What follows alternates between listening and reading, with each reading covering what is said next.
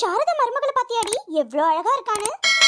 நீ என்னதான் சொல்லுடி, உன் புது மருமக தான் ரொம்ப அழகா இருக்கா. ஏன் மருமகளா? ஆமா சின்ன தாயி, இப்ப வர வர உன் மருமகளுக்கு முகமெல்லாம் ரொம்ப பிரகாசமா ஆயிட்டு வருது. ஆமா, நீ சொல்றது கரெக்ட் தான். சரி, எனக்கு நேரம் ஆயிடுச்சு, நான் வரேன். இவளோட மூஞ்சிக்கு என்னதான் போடுறா? அவ சொல்ற மாதிரி வர வர அவளோட மூஞ்சி பிரகாசமா தான் ஆயிட்டு வருது. சரி, போய் பாப்போம். சின்ன பொண்ணு வாங்க அத்தை. என்ன இது? என்னமோ கிண்ணத்துல நப்பி வச்சிருக்க. இதுவா கடலை மாவத்தை?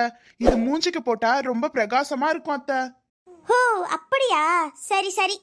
அப்போ இந்த கடலை மாவை தான் இவ தேய்க்கிறா போல மூஞ்சிக்கு. நம்மளும் அடுத்த வாட்டி தேய்ச்சு நல்லா பிரகாசமாயிரணும்.